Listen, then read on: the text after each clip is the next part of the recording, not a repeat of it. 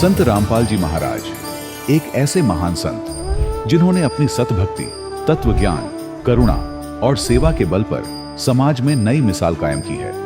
संत रामपाल जी महाराज की अगुवाई में उनके सभी सतलोक आश्रमों से समाज कल्याण के अद्भुत कार्यों ने समाज को सुनहरे भविष्य की एक नई उम्मीद दिखाई है। संत रामपाल जी महाराज से नाम दीक्षा लेने के बाद लाखों लोगों की लाइलाज बीमारियां जैसे कैंसर, एड्स आदि ठीक हुई। संत जी के ज्ञान से प्रेरित होकर उनके अनुयायियों ने लाखों यूनिट रक्तदान किया। संत जी ने लाखों बहन बेटियों का दहेज मुक्त विवाह करवाया।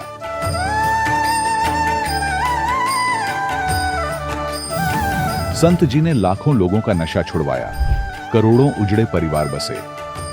संत जी के आश्रमों में समागम के दौरान निःशुल्क नेत्र चिकित्सा, दंत चिकित्सा प्रदान की जाती है। संत रामपाल जी महाराज द्वारा समय समय पर पर्यावरण संरक्षण के उद्देश्य से बड़े स्तर पर वृक्षारोपण किया जाता है।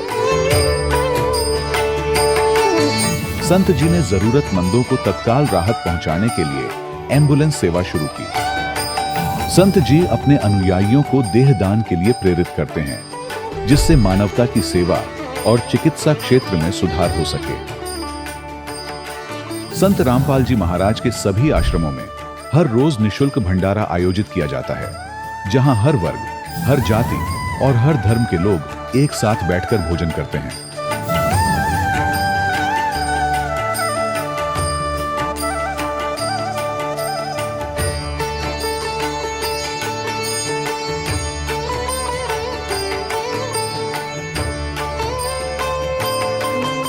संत रामपाल जी महाराज की अन्नपूर्णा मुहिम ने गरीब और बेसहारा लोगों के जीवन में एक नई ऊर्जा और उम्मीद को जन्म दिया है। घर घर खाद्य सामग्री और जरूरी मदद पहुंचाकर संत रामपाल जी महाराज ने लोगों को दुख और मजबूरी से लड़ने की ताकत प्रदान की है।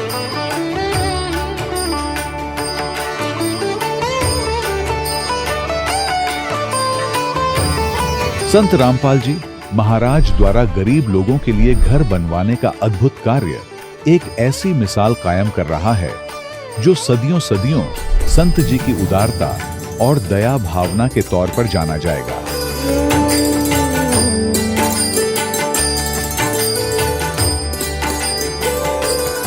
संत रामपाल जी महाराज ने हरियाणा सहित भारत के कई राज्यों में आई भीषण बाढ़ से अनेक गांवों और किसानों को बड़ी राहत दिलाई। तत्काल लाखों फुट पाइप और हजारों मोटर उपलब्ध कराकर किसानों के खेतों और गांवों में भरे बाढ़ के पानी को बाहर निकालकर उनको नया जीवन दान प्रदान किया। आज संत रामपाल जी महाराज को किसानों के मसीहा के तौर पर देखा जा रहा है। जगह जगह उनके लिए सम्मान समारोह आयोजित हो रहे हैं। संत रामपाल जी महाराज के आश्रम में हजारों बुजुर्गों को सम्मान और प्यार के साथ जीवन जीने का अवसर मिलता है। उनके खाने, रहने और स्वास्थ्य की पूरी जिम्मेदारी संत रामपाल जी महाराज उठाते हैं। अनाथ बच्चों के लिए संत रामपाल जी महाराज के सभी आश्रम किसी वरदान से कम नहीं। यहाँ उन्हें शिक्षा, संस्कार और भविष्य के लिए बेहतर अवसर प्रदान किए जाते हैं। चाहे बाढ़ हो, भूकंप या महामारी, संत रामपाल जी महाराज और उनके अनुयायी हमेशा ही जरूरतमंदों के लिए सबसे आगे खड़े रहते हैं। कोविड महामारी के दौरान संत रामपाल जी महाराज के आश्रमों से करोड़ों लोगों के लिए भोजन, दवाइयां और जीवन रक्षक सामग्रियां उपलब्ध कराई गई। चाहे गरीब की मदद हो या किसी शोषित और पीड़ित वर्ग के हक और सम्मान की लड़ाई, संत रामपाल जी महाराज ने हमेशा ही उनकी दबी आवाज को सरकारों तक पहुंचाया है और उन्हें उचित न्याय दिलवाने में अहम भूमिका अदा की है। समाज में आध्यात्मिक और सामाजिक मूल्यों के प्रति जागरूकता लाने में संत रामपाल जी महाराज हर कदम पर मानवता के सच्चे सेवक साबित हुए हैं। संत रामपाल जी महाराज का जीवन हमें सिखाता है कि सच्ची सेवा वही है जो निस्वार्थ भाव से की जाए। आइए हम भी इस महान सेवा के कार्य में इस महान संत से जुड़ें और संत रामपाल जी महाराज से नाम दीक्षा लेकर अपने जीवन को धन्य बनाएं।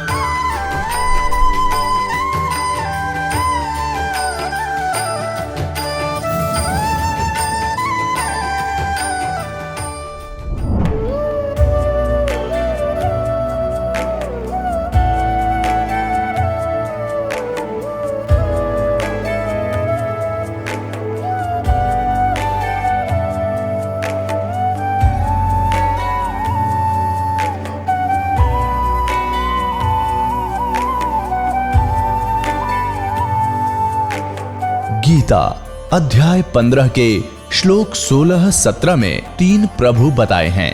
ये 3 प्रभु कौन हैं? किस प्रभु की शरण में जाने के पश्चात जन्म और मरण समाप्त हो सकता है? 3 प्रभुओं में सबसे उत्तम परमात्मा कौन है? कैसा है? उसका क्या नाम है? इन सभी गूढ़ रहस्यों को जानने के लिए अवश्य सुनिए जगत गुरु तत्वदर्शी संत रामपाल जी महाराज के अमृत वचन। सत साहिब दर्शकों, मनुष्य जीवन भर अपने धर्म में बताई गई सभी साधनाएं करता रहता है, यह सोचकर कि उसके घर में सुख शांति बनी रहे, रोग दूर हों और जीवन की हर परेशानी समाप्त हो जाए। परंतु जब इन तमाम प्रयासों के बाद भी न बीमारियां दूर होती हैं और न ही समस्याएं खत्म होती हैं, तब मन में यह प्रश्न उठना स्वाभाविक है कि क्या मैं सच में शास्त्रों के अनुसार भक्ति कर रहा हूं? दर्शकों, कुछ ऐसी ही कहानी थी दिल्ली के करावल नगर के रहने वाले कैलाश दास जी की। कैलाश दास जी पहले हनुमान जी की पूजा, हरिद्वार तीर्थ आदि साधनाएं करते रहे, लेकिन फिर भी इनके जीवन में बीमारियां और समस्याएं बनी रहीं। फिर जब इन्होंने संत रामपाल जी महाराज का शास्त्र अनुसार ज्ञान सुना और नाम दीक्षा ली, तब नाम दीक्षा लेने के बाद इनके जीवन में चमत्कारिक बदलाव होने लगे। आखिर संत रामपाल जी महाराज ने कैलाश दास जी को ऐसी कौन सी जड़ी बूटी दे दी जिससे कि इनके जीवन की सभी परेशानियां बिल्कुल समाप्त हो गईं? और क्यों आज करोड़ों लोग संत रामपाल जी महाराज को पूर्ण परमात्मा मान रहे हैं? आखिर इसके पीछे की सच्चाई क्या है? आइए सुनते हैं कैलाश दास जी की कहानी इन्हीं की जुबानी। सर नमस्कार। नमस्कार सर। सर क्या नाम है आपका? मेरा नाम कैलाश दास है जी। सर कहाँ से आए हैं आप? मैं दयालपुर करावल नगर दिल्ली से आया हूँ। संत रामपाल जी महाराज जी से नाम दीक्षा लेने से पहले आप क्या भक्ति साधनाएं करते थे? सर मैं पहले हनुमान जी की पूजा करता था और कावड़ वगैरह लेके भी जाता था, हरिद्वार भी जाता था, सभी तीर्थों पे जाता था।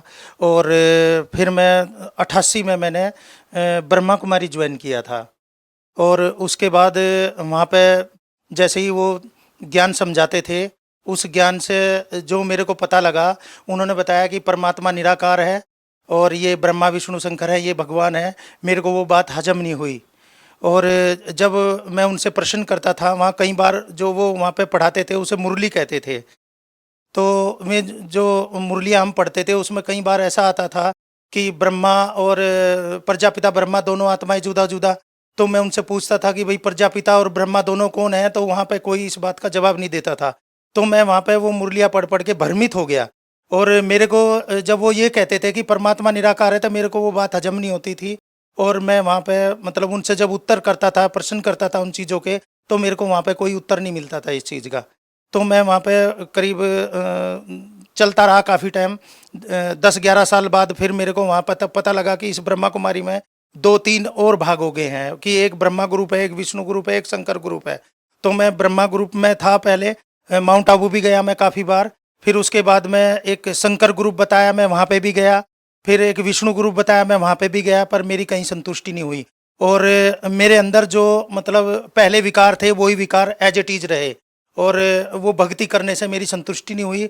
फिर मैं वही एज इट इज वो भक्तियाँ करने लगा, सब तीर्थों पे जाने लगा, और जो और गुरु हैं उनके पास जाने लगा। मैं मतलब ये अपना राधा स्वामी में भी गया, उनके भी सत्संग सुने मैंने। और जो आशुतोष महाराज जी के यहाँ भी गया, वहाँ भी सत्संग सुने, पर मेरी कहीं संतुष्टि नहीं हुई। और मुझे कहीं भी ये पता नहीं लगा कि परमात्मा हकीकत है क्या। संत रामपाल जी महाराज जी की शरण में आपका कैसे आना हुआ? ये सन 2013 की बात है। मेरी लड़की यहाँ मौजपुर में ब्याही थी, और उस लड़की को मेरी भूत प्रेत की इतनी ज़बरदस्त बाधा हुई, मैं बहुत दुखी हो रहा था, और मेरा शरीर भी काम करने लायक नहीं था। तो मेरे को 20 अप्रैल 2013 को एक मेरे मित्र हैं, उन्होंने फ़ोन करके मुझे बताया कि संत रामपाल जी महाराज का टीवी पे प्रोग्राम आता है। फिर मैंने 20 तारीख में वो प्रोग्राम देखा, और उस प्रोग्राम तो देखते देखते मतलब मेरा एकदम रोम रोम ऐसे हो गया कि बस मेरे को कितनी जल्दी मैं संत रामपाल जी महाराज से मिलूं। और मैं 21 तारीख में सुबह सुबह अपने घर से चल दिया, और मैं संत रामपाल जी महाराज के आश्रम में पहुंचा। और वहां जाके जब मैंने देखा कि भाई यहाँ पे तो एक अजीब सा ही मेरे को ऐसे लगा कि जैसे हकीकत में यही परमात्मा है। और मैं वहाँ पे उन्होंने मेरे को बताया कि यहाँ तो ये नियम है कि आप बीड़ी सिगरेट नहीं मांगेंगे। जी मैं तो ये पीता ही नहीं हूँ बिल्कुल भी, आप मेरे को मतलब दर्शन करा दो मालिक के। तो उन्होंने जो नियम में बताए मैंने वे सब स्वीकार करे और फिर मैंने वहाँ पे गुरुजी का नाम लिया 21 अप्रैल 2013 में। संत रामपाल जी महाराज जी से नाम दीक्षा लेने के बाद आपको क्या लाभ मिले? सर मेरे को लाभ तो बहुत मिले, पर मैं एक तो मेरी लड़की को जो भूत प्रेत की बाधा थी उसके बारे में भी मेरा काफ़ी मंथन चल रहा था। एक तो मेरे को शरीर इतना खराब रहता था, मेरे को बैठा भी नहीं जाता था, मेरे हाथों पैरों में सूजन रहती थी। कोई साल ऐसा नहीं जाता था जो मेरा एक्सीडेंट नहीं होता था। मेरे हाथों पैरों के एक्सीडेंट हुए, रोड भी पड़ी मेरे पैर में। और एक तो परमात्मा ने मेरे को मेरा शरीर इतना बढ़िया बना दिया जब से मैं मालिक की भक्ति करने लगा, संत रामपाल जी महाराज की भक्ति करने लगा हूँ, कि मेरे शरीर में कोई भी दुख दर्द नहीं है आज की डेट में। और मेरी लड़की को जो भूत प्रेत की बाधा थी, जैसे ही मैंने 21 अप्रैल 2013 को नाम लिया तो 8-10 दिन बाद मेरी लड़की घर से निकल के और ऐसे चली गई। तो वहाँ से मुझे पता लगा कि लड़की पता नहीं इधर उधर कहाँ चली गई, उसमें भूत प्रेत उसको बहुत परेशान कर रहे थे। तो तभी मैंने आश्रम में नंबर लेकर के फ़ोन किया कि ऐसे ऐसे मेरी लड़की में भूत प्रेत बाधा होती है। तो उन्होंने मेरे को बताया कि आप अभी 2 मिनट होल्ड करो और हम अभी बता रहे हैं। तो वहाँ से मेरे को मैसेज आया कि परमात्मा दया करेंगे। तो उसके बाद जैसे ही मैं मतलब घर के पास गया तो उधर से मेरी लड़की और मेरी घरवाली, दोनों घरवाली भी ढूंढने गई थी लड़की को। लड़की आई और उसने बताया कि पापा मुझे तो वहाँ से ट्रक के नीचे फेंक दिया था किसी ने, और एक सफ़ेद कुर्ते पजामे में आए संत रामपाल जी महाराज सफ़ेद कुर्ते पजामे में गए और मेरी लड़की को ट्रक के नीचे से निकाल लिया और ला के घर छोड़ के गए और कह के गए बेटी तेरा घर है आगे, चली जाए यहाँ से। तो मेरे को और दृढ़ निश्चय हो गया और परमात्मा ने, संत रामपाल जी महाराज ने मेरा जीवन बिल्कुल बढ़िया बना दिया। सर पहले आप ब्रह्मा कुमारी पंथ से जुड़े हुए थे, अब आपने संत रामपाल जी महाराज जी को अपना गुरु बना लिया है। लोगों में ये धारणा है कि गुरु नहीं बदलना चाहिए, गुरु बदलने से पाप लगता है। सर आपका क्या मानना है? नहीं सर, अगर कोई आदमी बीमार है और उसकी बीमारी किसी डॉक्टर से ठीक नहीं हो रही है तो हमें दूसरा डॉक्टर चेंज करना चाहिए, और हम ऐसे ही गुरु भी चेंज कर सकते हैं। जरूरी नहीं है कि एक गुरु से हमारी संतुष्टि नहीं हो रही है आध्यात्मिक, हम दूसरा गुरु ना करें। और आज की दुनिया में पूरे वर्ल्ड के अंदर संत रामपाल जी महाराज जैसा कोई सतगुरु नहीं है जो वेदों शास्त्रों के आधार से भक्ति बताते हैं। ऐसा दुनिया में कोई गुरु नहीं बताता। सर हम आपसे ये भी जानना चाहेंगे कि जैसा कि लोगों का मानना है कि संत रामपाल जी महाराज जी से नाम दीक्षा लेने के लिए पैसे दिए जाते हैं, क्या वास्तव में इस प्रकार की कोई बात है? ये सब झूठ है सर, और ये प्रेस वालों ने वहाँ बात गलत फैलाई गई है। वहाँ पे 1 भी रुपया नहीं लिया जाता है, ना वहाँ कोई ऐसी नियम बना हुआ है कि जो गुरुजी से नाम लेगा उसको कोई दक्षिणा या कोई फीस दी जाएगी। वहाँ निःशुल्क नाम दान दिया जाता है। सर कुछ लोगों का यह भी कहना है कि संत रामपाल जी महाराज अन्य धर्मगुरुओं की निंदा करते हैं, क्या कहना चाहेंगे आप इस बारे में? संत रामपाल जी महाराज किसी धर्मगुरु की निंदा नहीं करते हैं। संत रामपाल जी महाराज वेदों शास्त्रों के अनुसार हमें भक्ति बता रहे हैं, और जो और गुरु हैं और धर्मगुरु हैं वो वेदों शास्त्रों से भक्ति नहीं बताते हैं। इसलिए वो जब परमात्मा हमारे संत रामपाल जी महाराज वेदों शास्त्रों में से भक्ति बताते हैं कि भक्ति किसकी करनी चाहिए, कैसे करनी चाहिए, कैसे हमें उसका लाभ होगा, तो वो और जो धर्मगुरु हैं वो इस बात से चिढ़ते हैं और संत रामपाल जी महाराज का कोई भी जवाब नहीं देते। इसलिए उन्हें घृणा होती है संत रामपाल जी महाराज से। संत रामपाल जी महाराज वेदों शास्त्रों के अनुसार भक्ति बताते हैं, और वेदों शास्त्रों के अनुसार भक्ति करने से ही हमें मोक्ष मिल सकता है, और कोई रास्ता नहीं है मोक्ष का। सर जो लोग संत रामपाल जी महाराज से जुड़ना चाहते हैं वो उनसे कैसे जुड़ सकते हैं? कोई व्यवस्था है इस प्रकार की संत रामपाल जी महाराज जी से जुड़ सकें, नाम दीक्षा ले सके? जो टीवी पर हमारा जो संत रामपाल जी महाराज का प्रोग्राम आता है उस पे एक पीली पट्टी आती है नीचे टीवी पर, उसमें जो नंबर हैं उन नंबरों पे अगर हम फ़ोन करेंगे, उन नंबरों पे जो फ़ोन करेंगे वहाँ से एक ज्ञान गंगा बुक निःशुल्क दी जाती है, और वहाँ पे फ़ोन करके हम संत रामपाल जी महाराज से जुड़ सकते हैं। देखिए हमने बहुत सारे संत रामपाल जी महाराज के पोस्टर देखे हैं दीवारों पे उनके अनुयायियों के द्वारा, जिन पर लिखा हुआ है कि पूर्ण संत की क्या पहचान है, ये अवश्य जानिए। हम आपसे जानना चाहते हैं कि पूर्ण संत की पहचान क्या है? सर ये परमात्मा की वाणी में एक लिखा हुआ है, अक्षर पुरुष एक पेड़ है, निरंजन वाकी डार, 3 देवा शाखा है, पात रूप संसार, कि जो इस कल्प रूपी वृक्ष को जड़ से लगाकर पत्तों तक, तनों तक एक्यूरेट बता देगा, वही तत्वदर्शी संत होगा, वही पूर्ण परमात्मा होगा, वही पूर्ण ब्रह्म होगा। हिंदुस्तान में बहुत सारे धर्मगुरु हैं, संत रामपाल जी महाराज जी से ही नाम दीक्षा क्यों लें? सर, मैंने जितने भी करीब करीब धर्मगुरु हैं, कोई ऐसा नहीं छोड़ा है जिनका लिटरेचर या उनसे बाईफेस में ना मिला हूं, पर सभी ने ज्यादातर निराकार बताया परमात्मा को। एक संत रामपाल जी महाराज ऐसे हैं जो भगवान को साकार बताते हैं और वो स्वयंभू हैं परमात्मा। संत रामपाल जी महाराज जो ज्ञान देते हैं वेदों शास्त्रों से टेली करा के ज्ञान देते हैं, और परमात्मा साकार है न कि निराकार है, और वो परमात्मा स्वयं आकर के सारे वेदों शास्त्रों का सार समझाते हैं और सारी दुनिया को बताते हैं कि परमात्मा साकार है, और आकर के मोक्ष का रास्ता बताते हैं। सर, कुछ लोगों का मानना है कि संत रामपाल जी महाराज जी के जो शिष्य हैं वो उनसे अंधभक्ति के तहत जुड़ गए हैं। आखिर अंधभक्ति में और भक्ति में क्या डिफरेंस है, और आपने नाम दीक्षा क्यों ली? जो सतगुरु रामपाल जी महाराज ने जो हमें भक्ति बताई है वो वेदों शास्त्रों के अनुसार बताई है, और जो धर्मगुरु हैं दुनिया के वो शास्त्रों के अनुसार भक्ति नहीं बताते हैं। जो शास्त्रों के अनुसार नहीं बताते वो अंधभक्ति है, और जो शास्त्रों के आधार से भक्ति बताते हैं वो भक्ति है। सही भक्ति वो है मोक्ष की। जो संत रामपाल जी महाराज वेदों शास्त्रों से बताते हैं वो भक्ति सही है। जो शास्त्रों के अनुसार नहीं बताते वो अंधभक्ति है। दुनिया उस पर लगी हुई है, उसका उनका कोई आधार नहीं है, उनको कोई मोक्ष का रास्ता नहीं पता है। संत रामपाल जी महाराज जो बताते हैं हमारे, वो शास्त्रों के अनुसार भक्ति बताते हैं, उसी से हमारा मोक्ष होगा। सर, आपने कहा कि संत रामपाल जी महाराज की शरण में आएं और अपना कल्याण करवाएं। उनकी शरण में कैसे आ सकते हैं?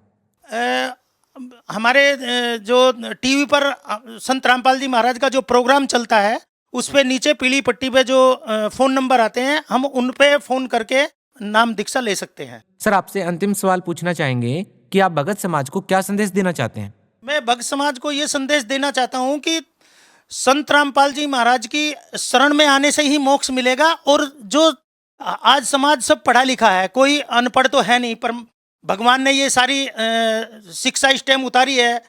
संत रामपाल जी महाराज जो हैं वो वेदों शास्त्रों के अनुसार भक्ति बता रहे हैं। जितने भी हमारे वेद हैं एक एक चीज खोल खोल के उनमें बता रहे हैं, और जो अंधश्रद्धा भक्ति वाले जो जितने भी गुरु हैं वो उस चीज को नहीं मान रहे हैं, वो किसी को देख करके चल रहे हैं उनके भगत। संत रामपाल जी महाराज जो वेदों शास्त्रों से जो भक्ति बता रहे हैं उस भक्ति से ही हमारा मोक्ष होगा, अंधश्रद्धा से हमारा मोक्ष होने वाला नहीं है। तो इसलिए सभी भक्त समाज से मेरा हाथ जोड़कर अनुरोध है कि संत रामपाल जी महाराज की शरण में आइए और अपना मोक्ष कराइए। सर, बहुत बहुत धन्यवाद। सत साई।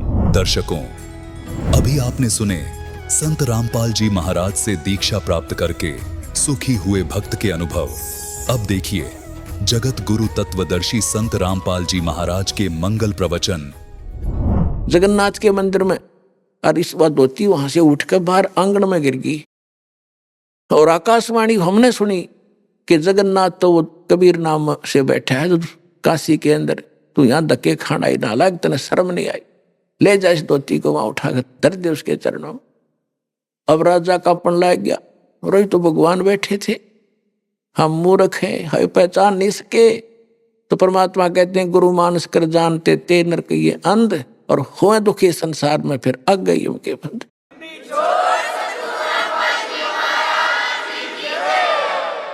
एक तीर से दो शिकार किए, वह मूर्ख गुरु की भगत परमात्मा घर बैठे और उस पत्थर मंदिर में जब धक्के खान गई। तो पुण्यात्मा, आपके लिए ये कहानी, ये कथाएं यथार्थ हैं और आपके लिए गाइडलाइन है। इस भक्ति रूपी पौधे को सफल करने के लिए, इस भक्ति रूपी लाल को सफल करने के लिए कबीर साहब कहते हैं गुरु मानुष कर जानते ही, वो तो खुद परमात्मा थे ही थे, इसमें तो कोई शक नहीं। जानो चाहे ना जानो तो भगवान ही थे, लेकिन इस समय के लिए परमात्मा ने इस दास के लिए वाणी बोली थी कि अपना दास भेजूंगा, अगर उसके प्रति जैसी आपकी श्रद्धा होगी वैसा ही आप आगे जाके व्यवहार करोगे। तो ये जो सच्चा ज्ञान, और ये ज्ञान भगवान ही दे सकता है, और भगवान के द्वारा उसका दास भेजा हुआ दे सकता। तीसरा इस पृथ्वी पर यू ज्ञान नहीं दे सकता, ना आज तक दिया ना दे सका। तो वो ज्ञान आज दास आपको वो गाइडलाइन बता रहा हूं, जहां आप हवल होते हो और जिस कारण से आप इस भक्ति गेम में फेल हो जाते हो। अब क्या बताया परमात्मा ने कि गुरु गोविंद कर जानियो रहियो शब्द समाए, मिले जब दंडवत बंदगी नहीं पल पल ध्यान लगावे। गुरु को परमात्मा मानकर चलिएगा और उनके वचन पर पालन करते रहना, उनके द्वारा दिए गए शब्द यानी नाम का सिमरण करते रहना। जब गुरु जी मिले दंडवत बंद की, नहीं फिर भी उनको 100 बार दिन में याद करें, इस प्रकार आपकी सफलता होगी। अन्यथा जैसे माता गर्भ को रखे यत्न बनाए, हेस लगे त छन होवे तेरी ऐसे भक्ति नसावे। ये मुश्किल से दाव लगे आपका। पहले तो ज्ञान समझ मान का कोई नहीं, जल्दी सी 100 तो खरपतवार पैदा होंगे, ये कैसे हो गया, वो कैसे हो गया, ये सारी अग्रम अग्रम यो ज्ञान छोड़ दे नहीं, जब पढ़े गए सुने गए थे एक दिन सेट कर देगा। सारी जो हमारे अंदर जो भरा हुआ था वो अज्ञान, वो धीरे धीरे साफ हो जाएगा, उसमें समय लगता है। और फिर आपको नाम मिल गए, सतनाम मिल गया, तो सार नाम का भी परमात्मा ने आदेश दे रखा, दास को खोल दे पिटारा, खजाना खोल दिया तुम्हारे लिए। जिसके लिए ऋषि महर्षि सिर पटक कर चले गए, शरीर गाल कर चले गए, ये रत्न नहीं मिला जो आज आपके ऊपर सहमत धक्के तो खिला रहा परमात्मा आपको। आप कितनी अच्छी आत्मा हो इसका आइडिया आपको नहीं हो सकता, लेकिन इस जोरी को है। लाल की कीमत वो कितना कीमती होता है। आप उन आत्माओं में से हो, गोता मारूं स्वर्ग में अर्जा बैठू पाताल, कह कबीर ढूंढता फिर अपने हीरे मोती लाल। आपके लिए भटक रहा है, परमात्मा कहते मैं रोवत हूं सृष्टि को, और ये सृष्टि रोए मोहे गरीबदास इस योग को। अब समझ नहीं सकता कोई, ये तो भगवान भगवान करते। पर्वत पर्वत में फिरा कारण अपने राम, राम जैसे संत मिले जिन सारे सब काम यहाँ सरेंगे। मोक्ष भी आपका होगा, कंप्लीट मंत्र मिलेंगे, और पूरा घर में भी सुख, शरीर में भी सुख, और जहाज में बैठ के जाओगे। ये सत्कर्म मान लेना, जब लगे रहे तो नियमित रहना।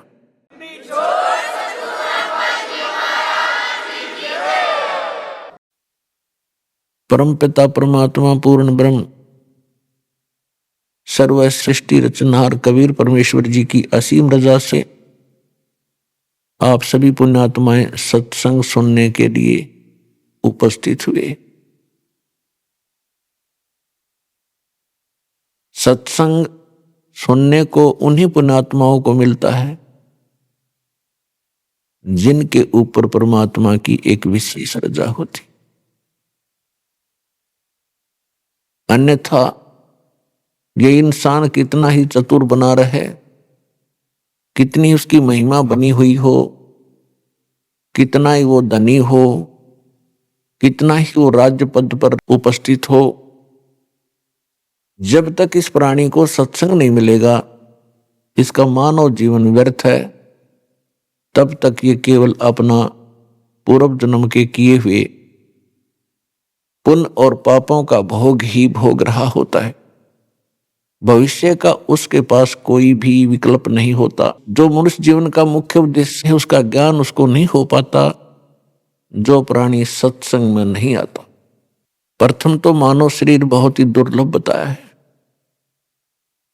सभी सदग्रंथों ने, सभी महापुरुषों ने और स्वयं परमेश्वर ने भी आकर हमें यही राय दी है, मानुष जन्म दुर्लभ है, ये मिले न बारंबार, तरवर से पत्ता टूट गिरे वो बोर न लगता डर। मानुष जन्म पाए कर जो नहीं रटे हरि नाम, जैसे कुआ जल बिना बनवाया क्या काम।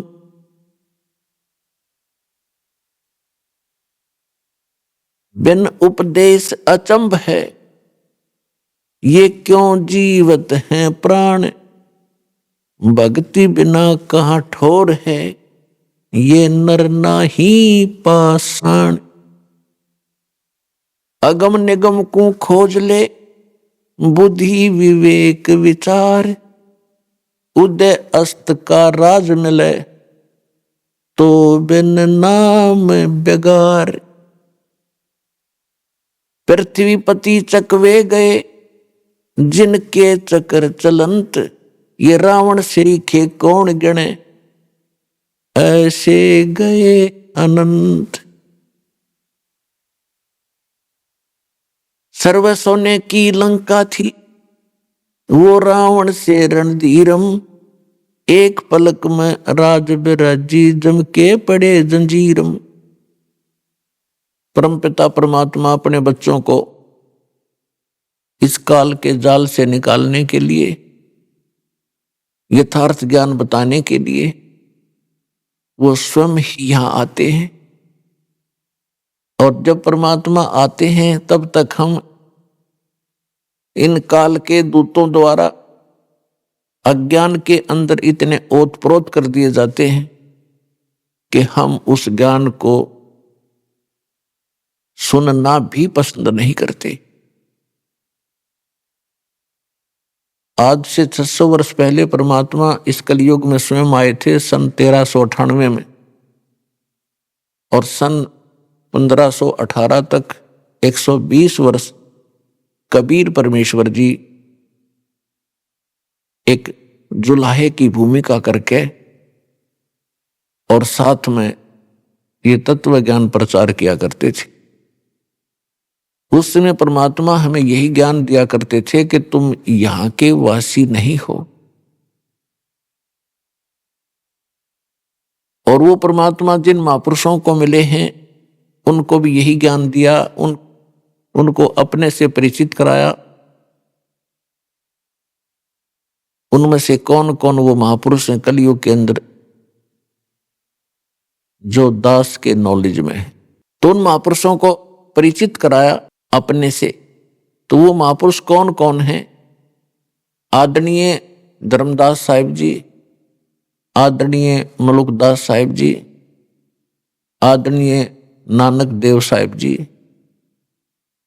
आदरणीय दादू साहिब जी, आदरणीय गरीबदास साहिब जी, गांव छुड़ानी, जिला झज्जर, हरियाणा वाले, आदरणीय गीसा दास साहिब जी, गांव खेकड़ा, जिला बागपत, उत्तर प्रदेश वाले, आदरणीय स्वामी रामानंद जी, काशी वाले। इन महापुरुषों को परमात्मा मिले और उन महापुरुषों ने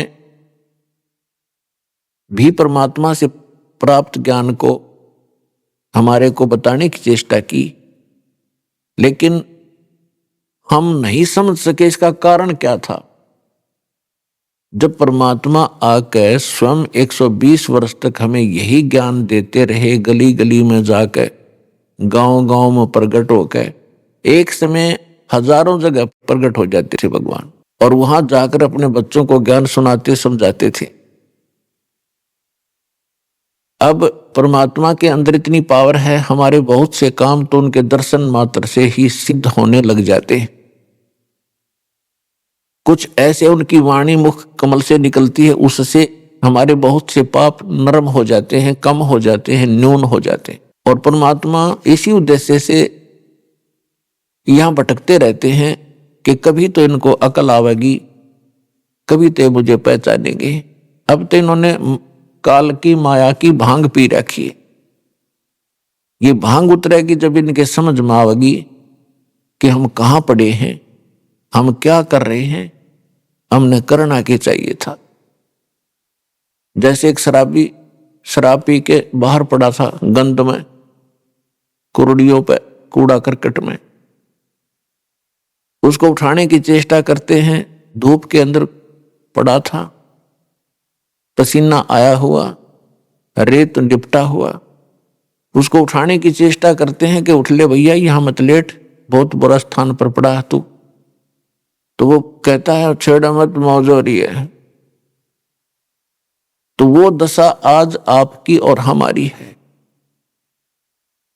हम अपने घर को छोड़कर यहां करोड़ियों पाके गिर गए और यहां काल की भांग पी के हम इसमें मस्त हो गए, अक मौज हो रही है।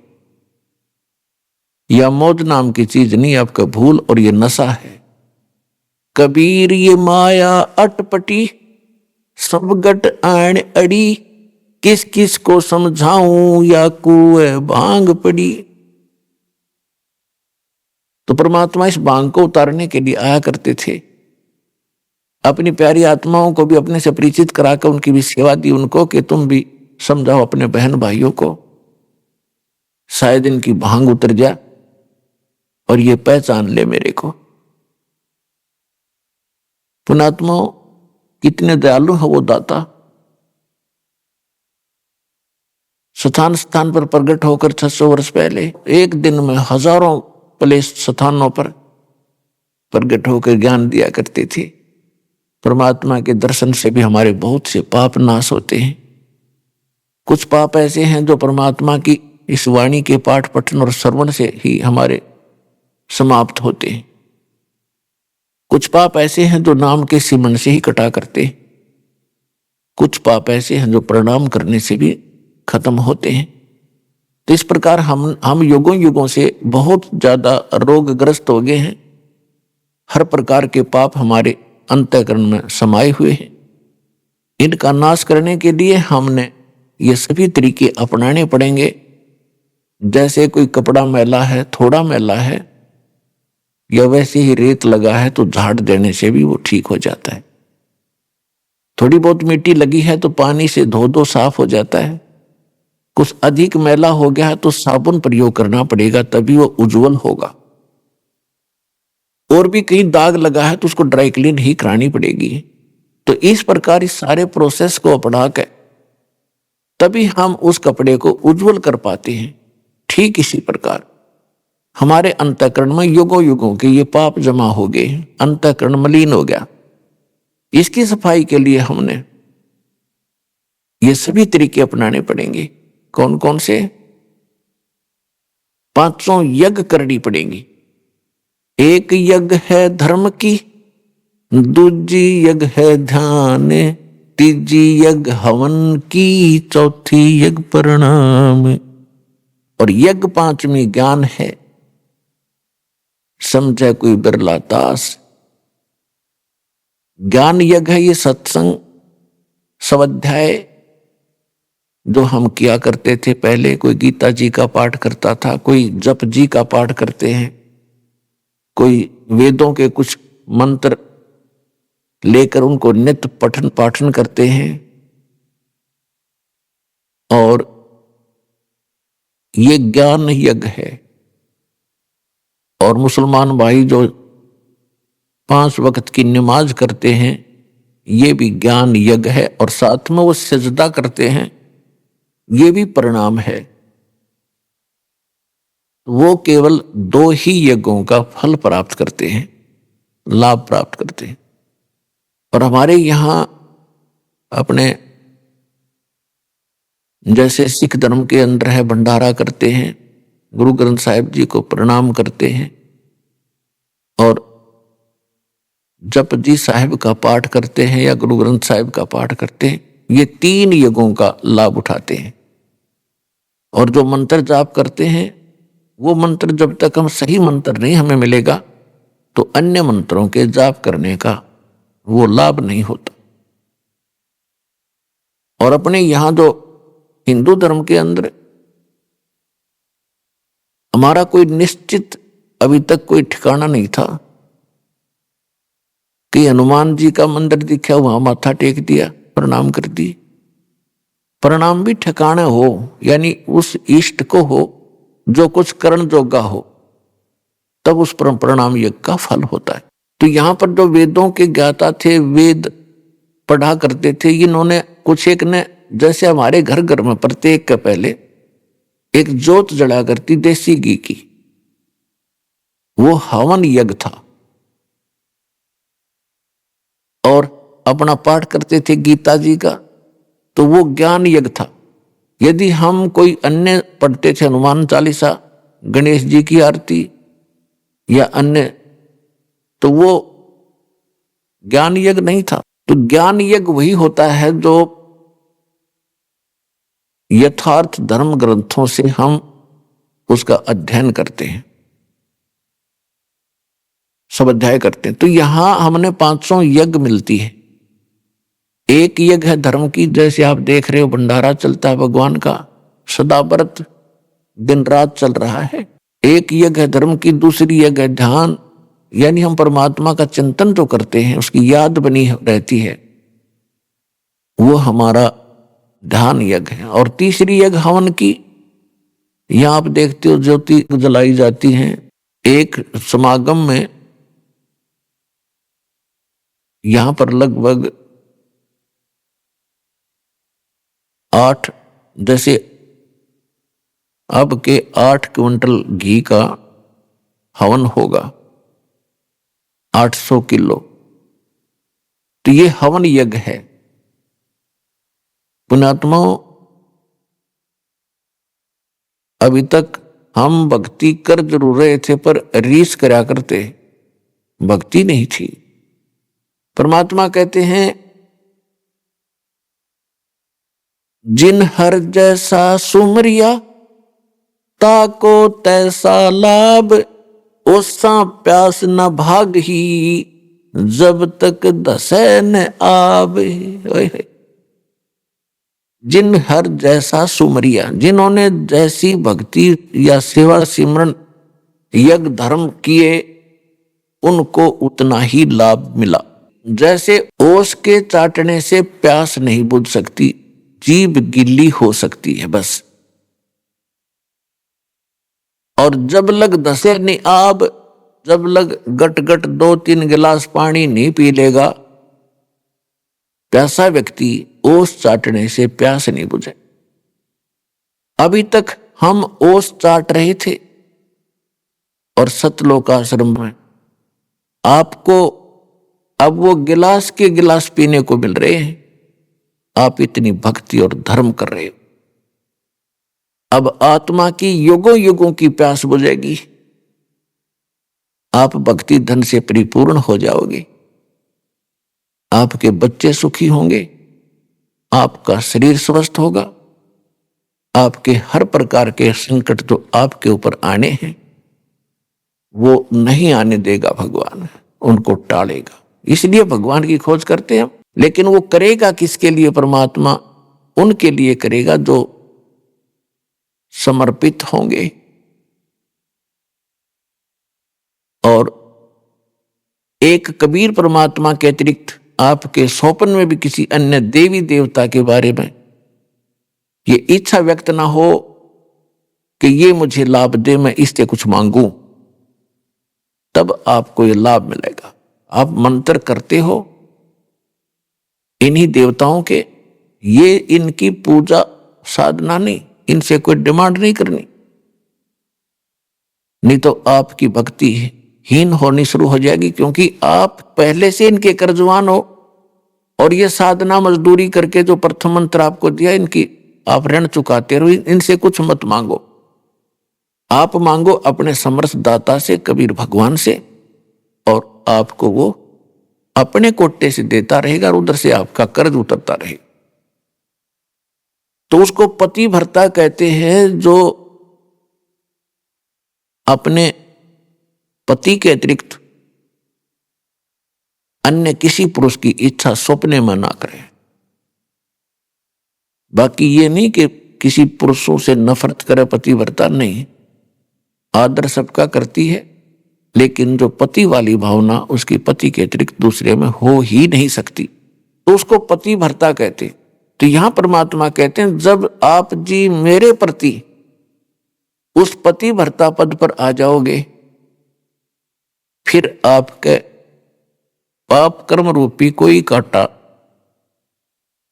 आपको हानि नहीं कर पाओगा। क्या बताते हैं? जैसे पतिव्रता जमी पर जो जो धर है पांव, समर्थ झाड़ू देत है ना काटा लग जावे।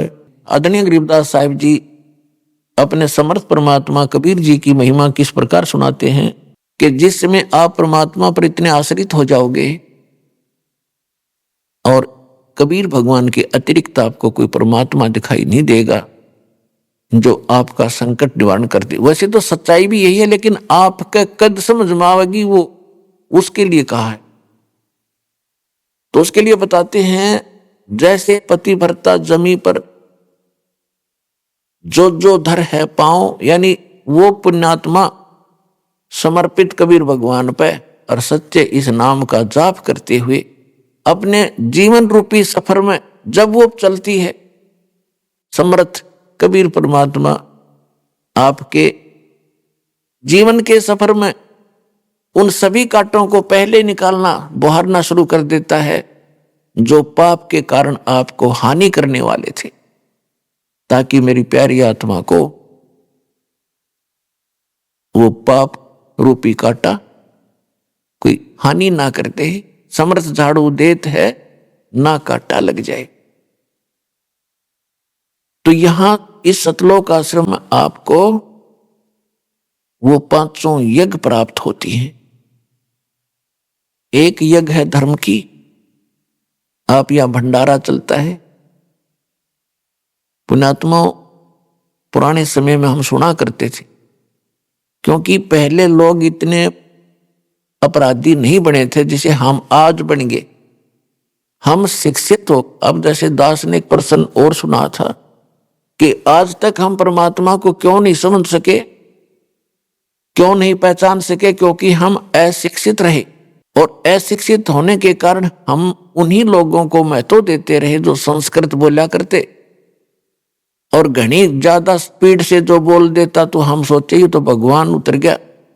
और इसने वेदों को सही जाना, गीता जी को, तो उसकी बात को हमने फाइनल मान लिया कि विद्वान पुरुष है, इन्होंने वेदों और गीता पुराणों को पढ़ा है, ये जो बता रहा सही है। और परमात्मा आया करते, वो आपकी भाषा में बोला करते, सिंपल लैंग्वेज में, और वो हमारे समझ में नहीं आई। ये तो कबीर है, धानक है, जुलाहा है, शूद्र है, ये वेद गीता को पढ़ नहीं सकता, क्योंकि ब्राह्मण लोग ही वेद और गीता और सदग्रंथों को और संस्कृत के पढ़ने के अधिकारी थे वो उस समय। तो परमात्मा नहीं चाहता था हमें शिक्षित बनाना। क्यों नहीं चाहते थे? क्योंकि इसमें सबसे ज्यादा दोष है शिक्षा के अंदर। क्या दोष आ गया? हम छोटी मोटी नौकरियां प्राप्त कर ली, छोटे मोटे पद प्राप्त हो गए, बड़े से छोटे बड़े कोई पद प्राप्त हुए, अहंकारी हो गए, अप टू डेट अफलातून बनकर चलें।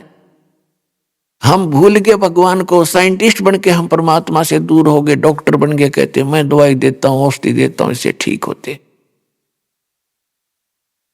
पुण्यात्मा, परमात्मा ने ये विष आपको अब खिलाना अनिवार्य समझा था, नहीं तो पहले भी शिक्षित कर देते, आपको क्या दिक्कत थी। लेकिन आपके अंदर से भगवान दूर हो जाता। अब ये 5505 वर्ष वाला समय आ गया। 1997 में कलयुग 5505 बीत गया, और उसके बाद आप देख रहे हो ये वैज्ञानिक तरक्की। मोबाइल फोन नहीं थे पहले, ये मोबाइल फोन बनवाए। टेलीविजन नहीं थे, ये जो आजकल जैसे इलेक्ट्रॉनिक मीडिया इतना ज्यादा बनवा दिया, इंटरनेट, यूट्यूब, इतना तहलका मचवा दिया दाता ने। पहले तो इसमें बकवाद भर रखी है इस यूट्यूब और इन वेबसाइटों पर। अब इसके अंदर परमात्मा का ज्ञान भरा जाओगा। घर बैठे बच्चे उसको पढ़ेंगे, सुनेंगे, समझेंगे और पहचान कर भगवान को भागे आएंगे। यदि पहले परमात्मा शिक्षित कर भी देता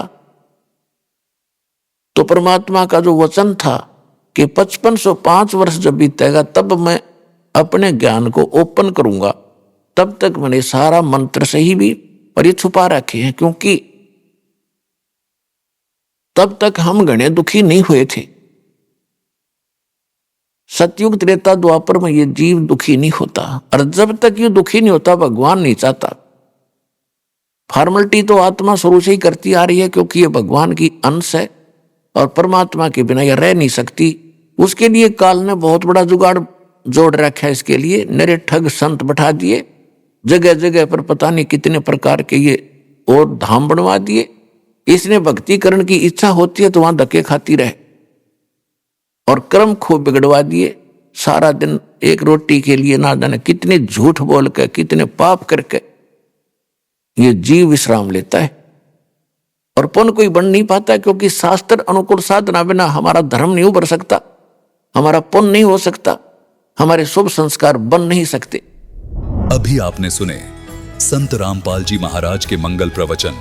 आइए अब सुनते हैं संत रामपाल जी महाराज से नाम दीक्षा लेकर सतभक्ति करके अद्भुत लाभ प्राप्त करने वाले अनुयायी के विचार। मनुष्य जीवन भर सुख और शांति की तलाश में अपने धर्म में प्रचलित हर प्रकार की पारंपरिक भक्ति साधनाएं करता है, लेकिन जब इसके बावजूद भी उसे शांति नहीं मिलती है तो वह मानसिक तनाव का शिकार हो जाता है। दर्शकों, ऐसी ही कहानी थी महाराष्ट्र के रहने वाले ज्ञानेश्वर लोहरेकर जी की। ज्ञानेश्वर जी ने बचपन से ही हिंदू धर्म में बताई गई सभी भक्ति साधनाओं को अपनाया, लेकिन इसके बावजूद भी इनके जीवन में सुकून नाम की चीज नहीं थी। दर्शकों, जब हिंदू धर्म में की जाने वाली भक्ति साधनाओं से इन्हें कोई राहत नहीं मिली तो इन्होंने दामाखेड़ा पंथ का सहारा लिया, लेकिन अफसोस वहां से भी ज्ञानेश्वर जी को केवल निराशा ही हाथ लगी। लेकिन दर्शकों, आज ज्ञानेश्वर जी का कहना है कि जब से मैंने संत रामपाल जी महाराज से नाम दीक्षा ली है, तब से मुझे शास्त्रों के अनुकूल भक्ति साधना मिल गई है और इस सच्चे ज्ञान से मुझे और मेरे परिवार को सुख और आत्मिक शांति की प्राप्ति हुई है। दर्शकों, आखिर ऐसा क्या है कि लाखों लोग अपने अपने पंथों को छोड़कर संत रामपाल जी महाराज की शरण में आ रहे हैं? आखिर इसके पीछे की सच्चाई क्या है? आइए सुनते हैं ज्ञानेश्वर लोहरेकर जी की कहानी, उन्हीं की जुबानी। जी नमस्कार। सच साहेब, क्या नाम है जी आपका? ज्ञानेश्वर लोहकरी। ज्ञानेश्वर जी, कहाँ से आए हैं आप? मैं नागपुर से आया हूँ। सर, क्या करते हैं आप? मेरा प्रिंटिंग प्रेस का व्यवसाय है। सर, संत रामपाल जी महाराज से नाम दीक्षा लेने से पहले आप क्या भक्ति साधना करते थे? संत रामपाल जी महाराज से भक्ति लेने के पहले ही हम कबीरपंथी थे, लेकिन हम दामाखेड़ा से अटैच थे और कम से कम नहीं कुछ तो 30 से 35 साल वही से हमने भक्ति की है और यह भक्ति करने से हमको कोई भी लाभ नहीं था। सर, जैसे कि आपने बताया कि पहले आप कबीरपंथी थे और आप दामाखेड़ा पंथ से जुड़े हुए थे। संत रामपाल जी महाराज भी कबीरपंथी संत है, तो आपको संत रामपाल जी महाराज से नाम दीक्षा लेने की क्या जरूरत आन पड़ी जब आप पहले से ही कबीरपंथी संतों से जुड़े हुए थे? सर, बात ऐसी है, जुड़े हुए तो थे लेकिन हमको कोई लाभ नहीं था और हमारे घर में इतनी दरिद्री थी, मतलब हम ना आगे बढ़ सकते थे ना कुछ कर सकते थे। बस पैसा आता था जाता था, कर्जे में डूबे रहते थे। हम हमेशा कर्जे में डूबे रहते थे। कुछ दिन के बाद में हमारे यहाँ संत रामपाल जी महाराज के शिष्य आए 3-4 और उन्होंने हमको बताया, हम भी कबीरपंथी है लेकिन आपका मार्ग अलग है। उसमें कुछ हमारे दामाखेड़े में जुड़े हुए भी थे, 2-3 भगत, वो भी आए, बोले आप ये छोड़ दो और संत रामपाल जी महाराज से नाम दीक्षा ले लो और सत्संग देखो बोले। तो हमने माने नहीं उनकी बात को। हमने अब उनको अलग अलग कुछ ना कुछ बोलते गए, कुछ बोले उल्टा सीधा, परमात्मा माफ़ कर दे, आप कैसी बात कर रहे, हम दामाखेड़े से जुड़े हुए, ये कबीरपंथी है, ऐसे बात करते थे। फिर भी वो आके उन्होंने एक ही बात बोले, सत्संग देखो आप कुछ दिन, बाद में हम और आएंगे आपके घर में। तो फिर कुछ 1 महीने के बाद में और आए वो, हमने सत्संग देखे। सत्संग देखने के बाद में क्या हुआ, फिर अचानक एक दिन हमारी पत्नी सोई थी तो अचानक दरवाज़ा खुला और कोई सफ़ेद कपड़े में पैजामे पे कोई संत जैसी उनको दिखे और उन्होंने बोले, बेटी आप घर में नाम दीक्षा ले लो। दरवाज़ा खोल के अंदर आए दरवाजे पे और उसके पहले ये लोग आके चले गए थे। सत्संग देखना चालू था। उन्होंने मेरे को फिर सवेरे बताया कि कोई संत आए थे, बोले सफ़ेद कपड़े पहन के थे, बोले शर्ट ये बंगाली सफ़ेद थी बोले और सफ़ेद पैजामा था बोले, और वो आए दरवाजे में खड़े हुए, मैं देखते रह गई बोले। वो बोल रही थी बोले बेटिया नाम दीक्षा ले लो, और वो चले गए बोले। फिर उन्होंने मेरे को सवेरे बताया आज अपन नाम दीक्षा ले लेंगे बोले। फिर उसी दिन हम नाम दीक्षा लेने चले गए। सर, हम जिस भी संत रामपाल जी महाराज जी के अनुयायी से मिलते हैं और उनका इंटरव्यू लेते हैं तो वो बताते हैं कि संत रामपाल जी महाराज से नाम दीक्षा लेने के बाद उनको अनेकों लाभ मिले। तो क्या संत रामपाल जी महाराज से नाम दीक्षा लेने के बाद क्या आपको भी कोई लाभ मिला? संत रामपाल जी महाराज से नाम दीक्षा लेते ही जिस दिन मैंने नाम दीक्षा लिया उसी दिन मेरा दुकान है, प्रिंटिंग प्रेस का व्यवसाय है मेरा। तो मैं घर में आया, दुकान से ड्राप था, ड्राप में से मैंने 2 खर्रे पड़े थे, गुटका बोलते जिसको, हमारे नागपुर में उसको खर्रा बोलते। वो एक 20 या 25 रुपये का होता है। मैं रोज़ का 3 या 4 या 5 खर्रे खा जाता था। वैसे ही आया और फेंक दिया। मेरे को क्या हुआ क्या नहीं इंटरेस्ट नहीं रहा उसके अंदर में। सर, लोग सवेरे चाय पीते हैं और मैं सवेरे 6 बजे से शराब की लत में लगा रखता था। मैं सवेरे जाके पहले शराब पीता था, उसके बाद में फिर शराब जो चालू सवेरे से लेके फिर चालू शराब पीने के बाद में खाना खाता था मैं। फिर मैं मेहमानों को खाना खिला देता था, बाद में जाता था, शराब पी के आता था, उसके बाद में खाना खाता था। इतना अधीन हो गया था मैं शराब का। और खर्रे कम से कम मेरे 4 से 5 खर्रे, जिसको गुटखा बोलते, वो भी हो जाते थे। मेरा कम से कम नहीं कुछ तो महीने में 10 से 12 हज़ार रुपया खर्रे इसी के अंदर में चला जाता था। और मेरे घर में फिर बहुत परेशानी जाती थी। लेकिन जिस दिन संत रामपाल जी महाराज जी से नाम दीक्षा लेके आया मैं, उसी दिन से मेरा नशा कहाँ गया, खर्रे की लत कहाँ गई, नशे की लत कहाँ गई, कहाँ पता ही नहीं चल रहा है मेरे को। और तब से मैंने आज तक अभी तक ना तो मेरे को याद आई है, ना मैं खर्रा खाने वाले के पास में अभी खर्रे की बदबू सहन नहीं होती और दारू की बदबू भी सहन नहीं होती मेरे को। उसके बाद मैं जो बीमारी से पीड़ित रहता था, कभी वात होता था, कभी एक्सीडेंट होता था, कभी मेरे नस का ऑपरेशन होता था। और उसके संत रामपाल जी महाराज से मैंने जब से नाम दीक्षा लिया, उसके बाद में मुझे कोई बड़ी बीमारी नहीं हुई। एक बार क्या हुआ, क्या मेरे ये शरीर दिल के अंदर में कुछ मतलब धड़कन चालू हो गई, तो मैं डॉक्टर के पास गया, तो वो उनको बताया, तो बोले कि किधर है। मैं बोला बाई तरफ में है। बोला कुछ मेरे को गड़बड़ लगी, अटैक के समान लग रहा है मेरे को। तो वो बोले नहीं, पहले ईसीजी निकालो बोले। मैं बोला आप गोली तो दे दो, रात हो गई थी, 9:30 बज गए थे। बोला कुछ दवा तो दो, सुबह मैं निकल जाऊंगा और फिर ईसीजी निकालूंगा तो एडमिट हो जाऊंगा। नहीं बोले मैं ऐसी दवा नहीं दे सकता। बोले हार्ट का दिख रहा है तुम्हारा, और बोले इधर का रहता है, बोले तो मैं कर देता। बोले पहले आप ईसीजी निकालो बोले जाके हॉस्पिटल में।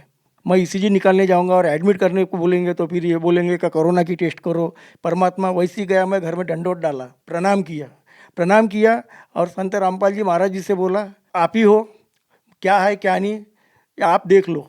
फिर मैं डंडोत डाल के फिर घर से फिर गया और बाद में मैं ईसीजी निकाला। ईसीजी निकालने के बाद में फिर मेरा ब्लड टेस्ट किया, शुगर टेस्ट किया। संत रामपाल जी महाराज ने ऐसी दया की क्या मेरी पूरे के पूरे रिपोर्ट पूरी 0 आ गई। ना तो मुझे कुछ था, ना मेरा शुगर था, ना ब्लड में कुछ था, कुछ भी नहीं, पूरी रिपोर्ट नील आ गई। डॉक्टर ने बोले कुछ दवा नहीं है, कुछ तुमको बोले बीमारी नहीं है, घबराने की कोई बात नहीं है, बोले कोई गोली देने की ज़रूरत नहीं है बोले तुमको। तो फिर भी मैं ये गोली लिख के देता हूँ, ये खाओ बोले। मैंने 2 गोली खाया, फेंक दिया बाकी वो गोली को। तब से लेके आज तक के ना तो मेरे शरीर ना दिल में धड़कन में कोई है, ना कुछ कोई बीमारी नहीं है मेरे को। और एक लाभ ये हुआ, मेरी आर्थिक परिस्थिति इतनी खराब थी क्या मैं हमेशा कर्जे में डूबा रहता था, मैं हमेशा कर्जा लेता था। लोग बोलते भी थे ऐसे तेरे को क्या ज़रूरत पड़ती है। लोग मेरे को ताने दे रहे थे क्या तुम्हारे तो बोले 10,000 तो किराने दुकान वाला कमाता है, बोले तुम्हारा लड़का 10,000 कमा रहा है, बोले हंसते थे लोग। और जब 2 साल के अंदर में जब जैसी मैंने संत रामपाल जी महाराज से नाम दीक्षा लिया और उसके प्रमोशन ऐसे होते गए 10 से 20, 20 से 30, 30 से 40 हज़ार ऐसा हो। संत रामपाल जी महाराज की दया से मेरे लड़के का प्रमोशन पे प्रमोशन होते गया। 2 साल के अंदर में उसके 3 प्रमोशन हो गए और आज उसका 60,000 रुपये पेमेंट है और आज हम सब सुखी है घर में। और ये सभी संत रामपाल जी महाराज की दया से हुआ है।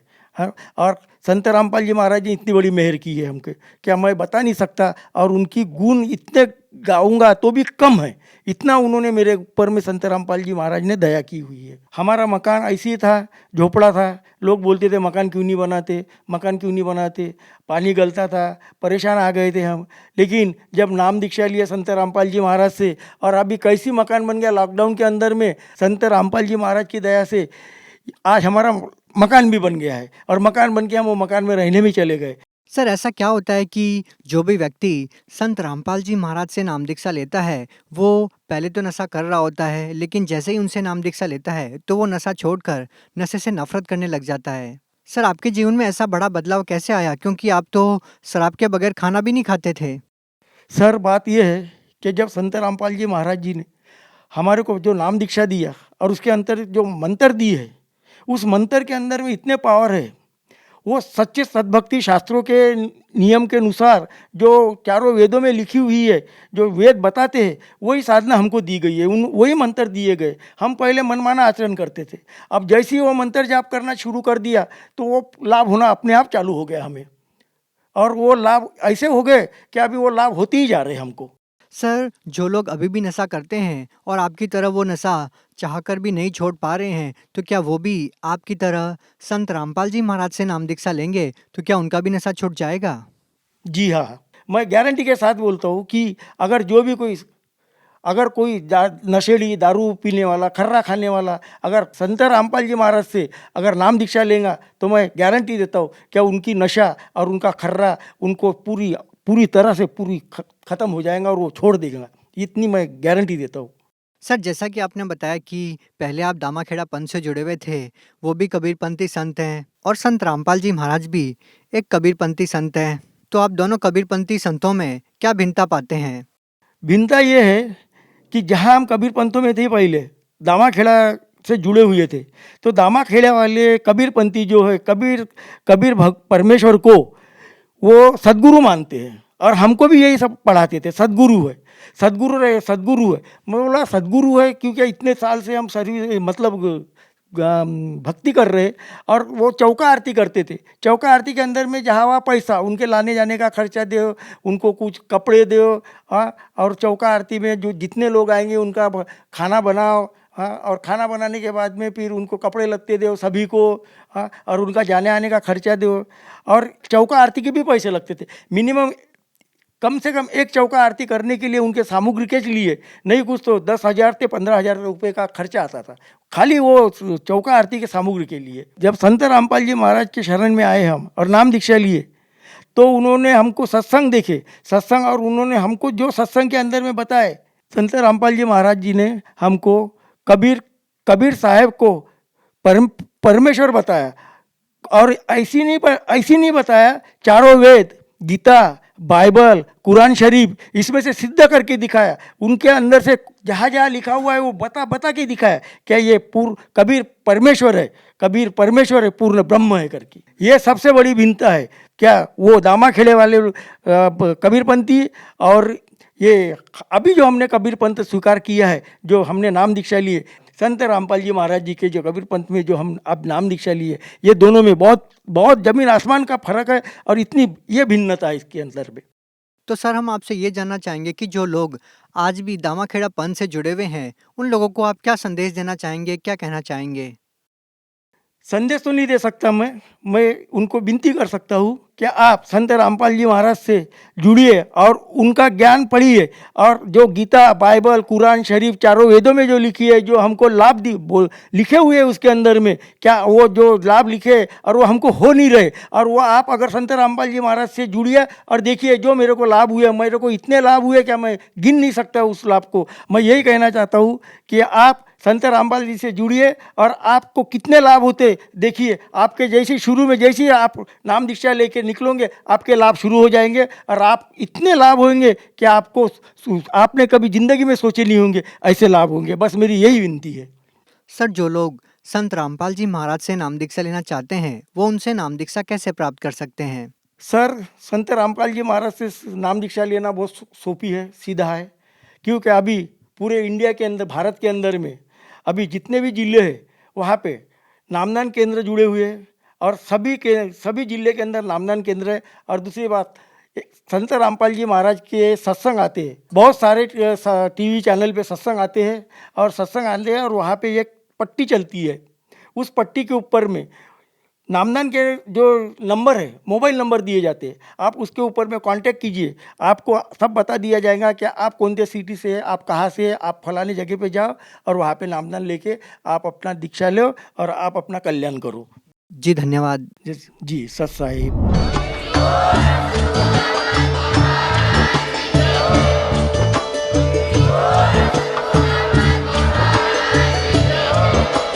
आप सुन रहे थे जगत गुरु तत्वदर्शी संत रामपाल जी महाराज जी के मंगल प्रवचन। अधिक जानकारी के लिए विजिट कीजिए हमारी वेबसाइट www.jagatgururampalji.org। संत रामपाल जी महाराज जी के शुभ आशीर्वाद से पूरे विश्व भर में 500 से भी ज्यादा नाम दीक्षा केंद्र हैं, जिन पर संत रामपाल जी महाराज जी द्वारा ऑनलाइन निशुल्क नाम दीक्षा दी जा रही है। अपने नजदीकी नाम दीक्षा केंद्र का पता करने के लिए संपर्क करें 91 888 291 4911।